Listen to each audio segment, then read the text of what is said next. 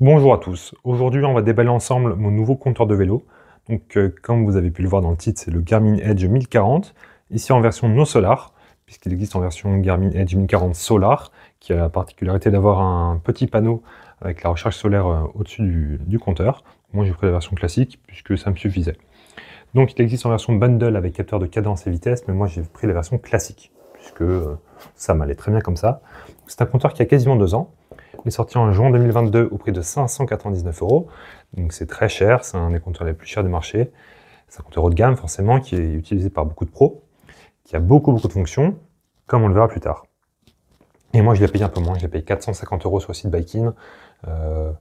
J'ai pas trouvé mieux, ça reste cher mais c'est déjà mieux.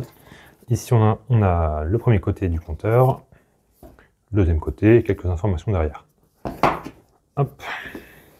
Donc je l'ai juste sorti tout à l'heure pour le charger. Je l'ai reçu à 60% de batterie.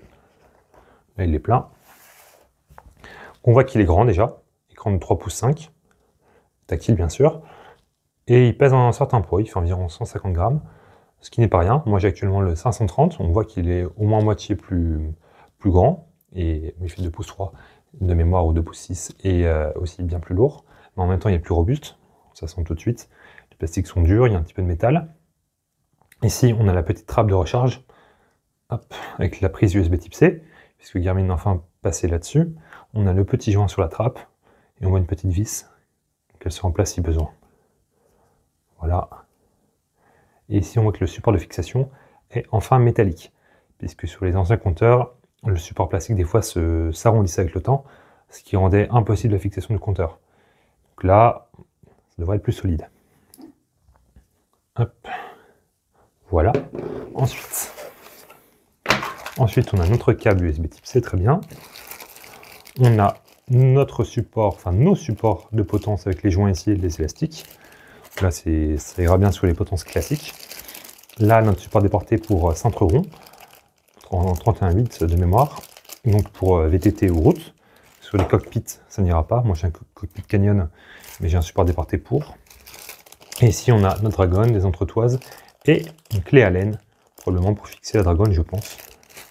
Et pour ceux qui aiment ça, on a des notices papier. Voilà. Donc sur le compteur, là, on a 35 heures d'autonomie annoncée et jusqu'à 70 heures en mode économie d'énergie. Sachant que sur le solar, on a 100 heures. Moi, je n'avais pas besoin de temps, donc j'ai pris la version là de base. Ça me suffira amplement. Et j'ai acheté en plus, ici, pour une dizaine d'euros sur Amazon, la petite coque silicone et 2 verres trempés pour protéger l'écran. Très important, puisque là, si on le fracasse, ça coûte très cher. Donc voilà, bientôt une vidéo compte rendu sur ma chaîne et la comparaison avec le Garmin Edge 530. À bientôt!